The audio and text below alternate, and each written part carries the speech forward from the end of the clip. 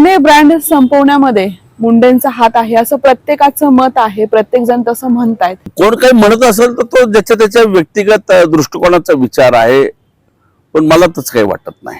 पण दुर्दैवानं एक वास्तव आहे. मी अभ्यास करून बोलतोय, मी असं विनाकारण राजकारण म्हणून बोलणार नाही की मुळातच भारतीय जनता पक्षाला आरक्षण नको आहे. नमस्कार, न्यूज मॉल 18 मध्ये आपलं सर्वांचं मी प्रियंका पाटील शेळके सहर्ष स्वागत करतेय.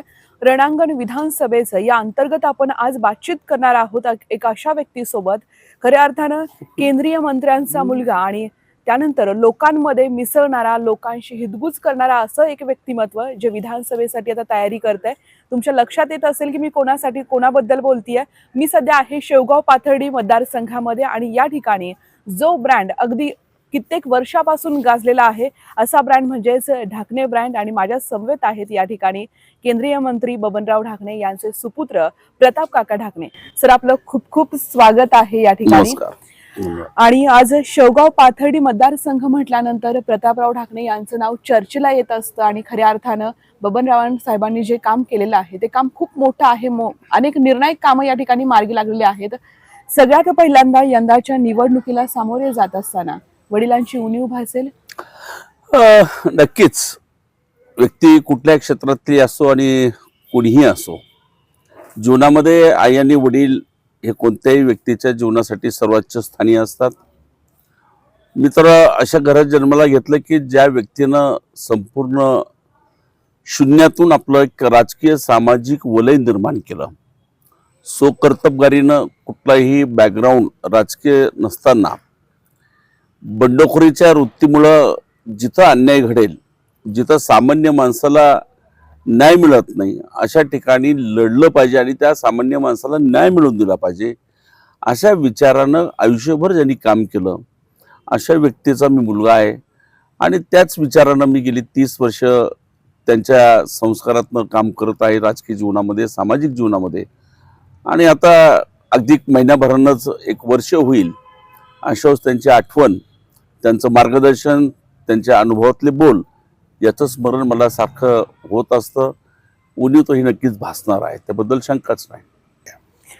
या ठिकाणी वडिलांबद्दल ते सांगतात की मी निरीक्षणातून आणि त्यांच्या वागण्या बोलण्यातून अनेक गोष्टी शिकत गेलो, अनेक धडे त्यातून मिळालेले आहेत.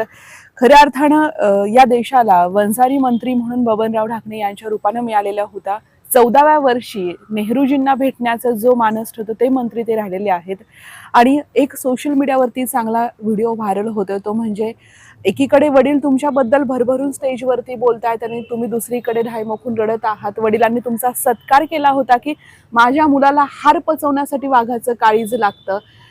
याच्याच अनुषंगाने एक प्रश्न आहे की केंद्रीय मंत्र्याचा मुलगा आहात, राजकारण जवळून पाहिलेला आहे, अनेक निर्णायक गोष्टींमध्ये ढाकणे साहेबांचा मोठा हात आहे. ते त्या काळचं राजकारण त्यांनी बघितलेलं आहे. एक वेगळं नाव, एक वेगळा ठसा आणि एक वेगळा ब्रँड म्हणून तो नावाजलेला होता.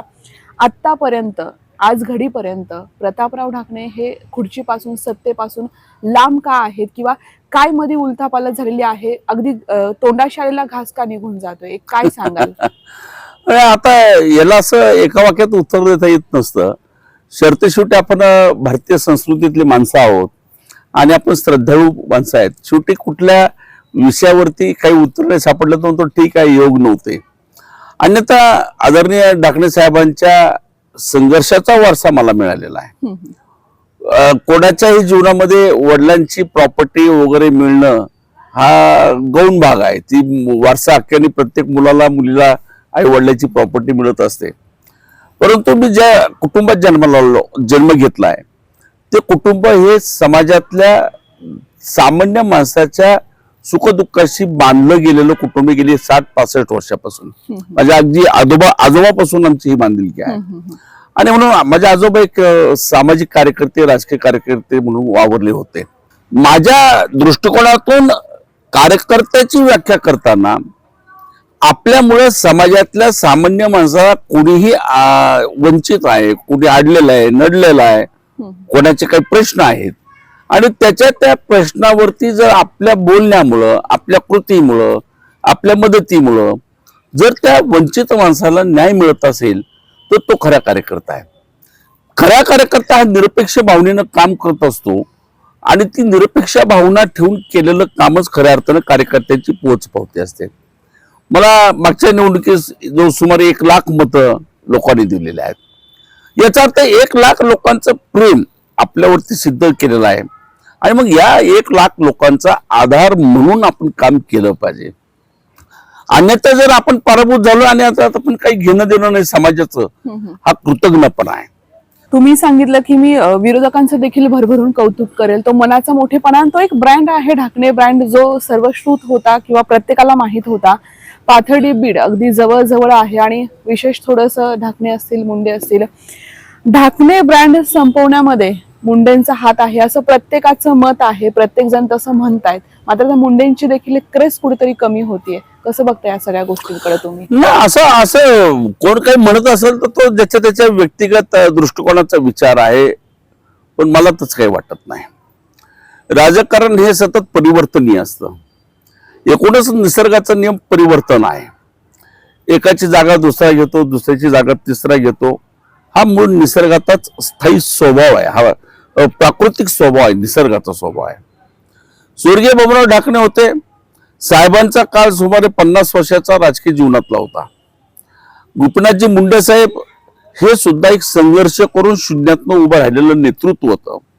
जसं सामान्य एक साधारणतः पाहिलं की ढाकणे साहेबांचं राजकीय सामाजिक जीवनाचा आलेख पाहिला तर त्यांनी स्वकर्तबगारीतनं स्वतःचं हे सगळं वलय निर्माण केलं.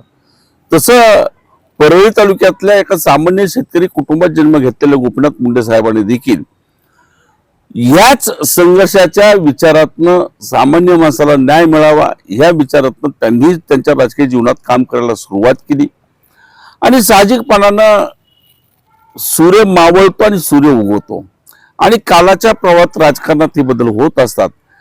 ढाकणे साहेबांचं वय वाढत गेलं, सक्रिय राजकारणात ते थांबले. मुंडे साहेबांचं नेतृत्व उदयास आलं आणि ते नेतृत्व या महाराष्ट्रामधल्या सगळ्या सामान्य माणसासाठी लढणार आहे, वंचितासाठी लढणार आहे, कष्टकऱ्यासाठी लढणार आहे.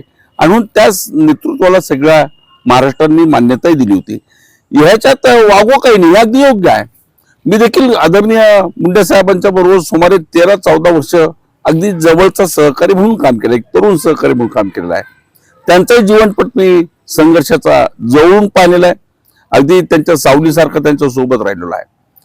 2014 सालच्या काही राजकीय घडामोडीमुळं मला थांबावं लागलं. त्याच्यात कोणाच काही दोष असण्याचं कारण नाही. बदललेल्या परिस्थितीमध्ये कधी कधी राजकीय प्रभाव असे येतात की तुमच्या इच्छा अनिच्छा या बाजूला ठेवून तुम्हाला काही स्वीकार्य निर्णय घेणं भाग पडतं आणि म्हणून काही कारणास्तव मला तो निर्णय घ्यावा लागला. आणि गोपीनाथ मुंडे साहेबांचं दुर्दैवानं अकाली निधन झालं. आज आमच्या भगिनी पंकजाताई ह्याही गेल्या. मुंडे साहेबांच्या पश्चात ताई असतील, ठीक आहे, कौटुंबिक विषय बाजूला ठेवा, पण धनंजय मुंडे असतील, हे दोघे भावंड गेली 10 वर्ष संघर्ष करतायत, लढतायत. दुर्दैवाने काल पंकजाताईंचा ठीक आहे पराभव झाला. परंतु राजकारणामध्ये ह्याची क्रेज वाढली, ह्याची क्रेज कमी झाली असं काही नसतं. राजकारण हे चढ उताराचं क्षेत्र आहे. राजकारण हे स्थिर नसतं. राजकारण हे कायमचं अस्थिर क्षेत्र आहे. आणि म्हणून कोणाची क्रेज वाढली आणि कोणाची क्रेज कमी झाली असं कधीच कोणी दावा करू नये आणि असं कोणी कोणाबद्दल म्हणू नये. त्या काळाच्या प्रवाहामध्ये अप अँड डाऊन जे असतं तसं राजकीय जीवनामध्ये अप अँड डाऊन हे खूप वेगाने चालत राहतं. आणि म्हणून त्यांची काही क्रेज कमी झाली. शेवटी स्वर्गीय गोपीनाथ मुंडे असतील, स्वर्गीय बबनराव ढाकणे असतील, राज्यस्तरावरती स्वर्गीय विलासराव देशमुख साहेब असतील, स्वर्गीय सगळ्या महाराष्ट्राचे लाडके RR पाटील उर्फ आबा असतील, हे नेतृत्व जे आहेत हे सर्वसामान्य माणसातनं निर्माण झालेले संघर्षातनं कष्टाने उभं राहिलेले नेतृत्व होते. जो तो पक्ष आपल्या विचारांना काम करत असतो, पण ज्यावेळेस एक लोक चळवळीतनं नेतृत्व उभं राहतं ते कोणत्याही पक्षाचं असो, ते एकूण राज्याच्या हितासाठी काम करत असेल, हे नेतृत्व टिकले पाहिजेत. प्रत्येकाच्या व्यक्तिगत जीवनात अपडाऊन चालू असतात आणि म्हणून असं मला काही वाटत नाही. नक्कीच सध्या राजकारणाच्या परिसीमा असतील, राजकारणाचे अर्थ असतील, राजकारणातल्या घडामोडी आहेत, बऱ्याच गोष्टी बदलत चालल्यात, बऱ्याच गोष्टी बदलत आहेत. पक्षांतर असेल, गटबाजी असेल, या सगळ्या गोष्टी घडतात. मात्र एक गोष्टी देखील प्रकर्षाने एक मुद्दा पुढे येतो, तो म्हणजेच ओबीसी असेल, मराठा वाद असेल, आरक्षणाचा मुद्दा असेल, याचा विधानसभेवरती काय फटका पडेल असं वाटतंय तुम्हाला, किंवा इकडे काय हालचाली आहेत? नाही, विषय असा आहे की मुळात आरक्षण हा एकूणच हिंदुस्थानामध्ये, भारतामध्ये अत्यंत संवेदनशील मुद्दा आहे. मुळात माझा प्रश्न आहे की आरक्षणाचा मुद्दा जे कार्यकर्ते म्हणून आहेत ते कोणत्याही आरक्षणाच्या बाजूचे असो, ओबीसी असो, मराठा असो, कोणताही, हे संवेदनशील विषय आहेत. आणि या विषयावरती आपलं मत मांडत असताना, आपला विचार मांडत असताना आपला अभ्यास किती याचाही प्रत्येकाने विचार करूनच बोललं पाहिजे. याच्यावरती बोलताना जबाबदारीने बोललं पाहिजे. आज महाराष्ट्रामध्ये खरं तर माननीय मनोज जरांगे पाटील यांनी मराठा आरक्षणाचा मुद्दा उभा केला. गेली 8-10 वर्ष त्या मुद्द्यावर ते उपोषण करतायत, संघर्ष करतात. तो त्यांचा न्याय हक्क आहे. आणि त्या काळामध्ये ह्या सरकारनं दुर्दैवानं मनोज जरांगे यांचं आंदोलन चुकीच्या पद्धतीने हाताळलं. त्या चुकीच्या पद्धतीने आंदोलन हाताळल्यामुळे हा प्रश्न अधिक महाराष्ट्रात चिघाळला गेला. दुर्दैवानं ह्याला वेगवेगळे कांगोरे लागले. आणि ज्यावेळेस जरांगे पाटलांच्या आंदोलनातनं ओबीसीतनं आरक्षणचा विषय सुरू झाला, साहजिक आहे की क्रिया प्रतिक्रिया उमटत असतात. आणि त्याच्यातून ही ओबीसी मध्ये अशी भावना निर्माण व्हायला लागली की आपल्या ताटातलं काही जातं की काय, आपल्या हिश्श्यातनं जातं की काय. आणि म्हणून त्या क्रिया प्रतिक्रिया उमटणं हे साहजिक आहे, त्याच्यात कोणाला दोष देता येणार नाही. मुळामध्ये आम्ही अनेकांची मागणी, अनेक या देशामध्ये सगळ्यांची मागणी अनेकांची, की आरक्षणाचा मुद्दा आज महाराष्ट्रात आहे. तसं कर्नाटकात लिंगायतवाणीचा समाजाचा विषय आहे, तिकडं जाट समाजाचा प्रश्न आहे, इव्हन गुजरातमध्ये पटेल समाजाचा आंदोलनाचा विषय आहे, गुज्जर समाजाचा आंदोलनाचा प्रश्न उभा उत्तर भारतामध्ये आहे. आणि सुप्रीम कोर्टाच्या 50% मर्यादेच्या प्रश्नामुळं हा प्रश्न सुटणं कठीण आणि जटिल होत जात आहे. आणि म्हणून संसदेमध्ये घटनेत काहीतरी बदल करावे लागतील. की जसं काँग्रेसचे नेते सन्माननीय राहुलजी गांधी यांनी काँग्रेसच्या जाहीरनाम्यामध्ये उल्लेख केला होता की आमच्या विचारचं सरकार आलं तर घटनेत बदल करून 50%च्या ऐवजी 60%, 10% आरक्षणाची मर्यादा आम्ही वाढू. म्हणजे की जेणेकरून ज्या वर्गाला अजूनही न्याय देण्याची गरज आहे त्या वर्गालाही आम्ही समाविष्ट करू. आणि म्हणून हा आरक्षणाचा मुद्दा हाताळणं हे संवेदनशील झालेलं आहे. हा खरं केंद्र सरकारने याच्यामध्ये गांभीर्यानं लक्ष घातलं पाहिजे. पण दुर्दैवानं एक वास्तव आहे, मी अभ्यास करून बोलतोय, मी असं विनाकारण राजकारण म्हणून बोलणार नाही, की मुळातच भारतीय जनता पक्षाला आरक्षण नको आहे. आज माझा ओपन फोरमवरती येऊन याच्यावरती बोलण्याची तयारी आहे की भारतीय जनता पक्षानं त्यांच्या मातृसंस्था जी संघ परिवारातले आहेत, आरक्षण हा विषय त्यांना मान्य नाहीये. आरक्षण ही आजही गरज आहे. आजही या 150 कोटी लोकसंख्येमध्ये अनेक घटक आहेत, वर्ग आहेत की ज्या वर्गाला शैक्षणिक, आर्थिक, सामाजिक न्यायापासून वंचित राहावं लागतंय. कुठल्याही समाजातले 10% लोक विकसित झाले, कोणताही समाज सगळा विकसित झाला असं म्हणता येणार नाही. मराठा समाजातही आज खूप गरिबी आहे, ओबीसी समाजातही आज खूप गरिबी आहे, अनेक प्रश्न आहेत. आणि म्हणून या न्याय हक्कासाठी आता कुठंतरी सगळ्यांनी म्हणून आरक्षणाची मर्यादा वाढवली पाहिजे आणि प्रत्येकाला न्याय दिले पाहिजे. आज राजकीय अर्थानं कोणी याचा गैरफायदा घेणं हे योग्य नाहीये. हा महाराष्ट्र शाहू फुले आंबेडकरांचा महाराष्ट्र आहे. आज संत ज्ञानेश्वर, माऊली, तुकाराम, एकनाथ महाराजांचा वारकरी संप्रदायाचा महाराष्ट्र आहे. सामाजिक सलोखा असलेला हा महाराष्ट्र आहे. पण या काही वर्षाच्या अलीकडच्या काळात एक सामाजिक प्रदूषण या महाराष्ट्रात निर्माण झालं, हे एकूण राज्याच्या हिताचं चांगलं नाहीये. आज जो तो आपल्या जागेवरती योग्य असेल, परंतु सगळ्या पक्षाच्याच नेतृत्वाने गांभीर्याने याच्यावर विचार केला पाहिजे. आणि आरक्षणाच्या मुद्द्यावरती एकमुखानं, एकमतानं कोणावरतीही अन्याय न करता ज्याची मागणी आहे त्यालाही न्याय द्या, पण दुसऱ्याला न्याय देत असताना दुसऱ्यावरती अन्याय होणार नाही याची काळजी मात्र साहजिकपणाने घेतली पाहिजे. याच्यावरती माझं स्पष्ट मत आहे. एकाला देत असताना दुसरं कुठेतरी पीडित होईल, त्याच्यावर अन्याय होईल असं कोणी करूच नाही. या बाबतीत कोणाचं दुमत असण्याचं कारण नाही. नक्कीच आपण पुन्हा मतदारसंघाकडे येऊयात. शेवगाव आणि पाथर्डी, तुमचं नाव चर्चेत आहे. अगदी निसटता पराभव प्रत्येक वेळी तुम्ही स्वीकारलेला आहे, तरी देखील तुम्ही तितक्याच सक्रियतेने, तेवढ्याच ऊर्जेने काम करताय. येत्या निवडणुकीला सामोरे जात आहात. विधानसभा आता येते आणि खऱ्या अर्थानं जे शरद पवारांचं वलय संपूर्ण लोकसभेमध्ये आपण पाहिलंय, तेच चित्र आता विधानसभेला देखील दिसतंय. मात्र आता पाथर्डी आणि शेवगावसाठी प्रताप ढाकणे यांच्याकडे काय ब्लू प्रिंट आहे, काय विजन आहेत सध्या या मतदारसंघासाठी आणि काय घेऊन तुम्ही या रणांगणात उतरत आहात? असं आहे, मला कुठे कागद काढल्याने माझी ब्लू प्रिंट आहे हे सांगत बसण्याची गरज नाहीये. मी गेली 30 वर्ष स्वतः एक कार्यकर्ता म्हणून सुमारे 30 वर्ष या मतदारसंघात सतत लोकात आहे, प्रत्येक गावात आहे, प्रत्येक गावातल्या वाडी वस्तीवरती मी जातोय. आज नाही, गेली 30 वर्षापासून. आणि त्याच्या आधीपासून लहानपणापासून या तालुक्याचा, दोन्ही तालुक्याचा मी घरातल्या वातावरणामुळे संपर्कात आहे, संबंधात आहे. पूर्वीचे इश्यूज काय होते, काय इश्यूज सुटले, काय इश्यूज राहिलेत हे मला कल्पना आहे. मी आता आपण यापूर्वीच्या चर्चेत सांगितलं असं की या भागामध्ये आज फक्त महत्वाचा विषय शेतीचं पाणी आणि पिण्याचं पाणी, ते कसं पाहिजे, कसं दिलं पाहिजे या अर्थाने म्हटलं तर मी मगाशी बोललो माझा आराखडा तयार आहे. जर आपण ब्लू प्रिंट म्हणतात, माझ्याकडे तो पूर्ण तयार आहे. या पाण्याच्या व्यतिरिक्त आपण बोललात तसं या 2 तालुक्यातली लोकांचं स्थलांतर जर थांबवायचं असेल तर या 2 तालुक्यात रोजगार निर्मिती होणं खूप काळाची गरज आहे. आज शासकीय नोकऱ्यावरती मर्यादा येत चाललेल्या आहेत. हळूहळू शासन नोकर प्रक्रिया ही बदनामय होत चाललेली आहे. अर्थव्यवस्था महाराष्ट्राची अत्यंत खराब झालेली आहे आणि म्हणून या सगळ्याचा परिणाम म्हणून रोजगार निर्मिती शासनाकडनं जशी व्हायला पाहिजे तशी होत नाही आहे आणि म्हणून निमशासकीय परिस्थितीच आहे. आणि म्हणून मी सुरुवातीला सांगितलं, छोटे छोटे लघु उद्योग, शेतीला पूरक असलेले उद्योग या ठिकाणी आणण्यासाठी भरपूर वाव आहे. आणि ह्या छोट्या छोट्या उद्योगांना, छोट्या छोट्या प्रकल्पांना पुढच्या काळात जर चालना दिली इथं रोजगार निर्मिती होतील.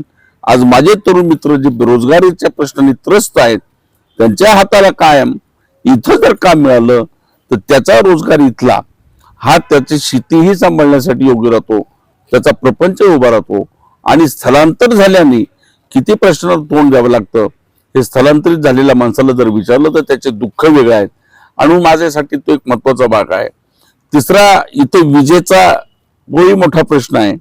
आज मुळात विजेचे कनेक्शन्स वाढत गेलेले आहेत, लोकसंख्या वाढत गेलेली आहे. आणि मी स्पष्ट आणि जाहीर बोलणारा मनुष्य आहे की किती काही झालं ते वीज चोरी 100% थांबणं शक्य होत नाही, हे वास्तव आहे.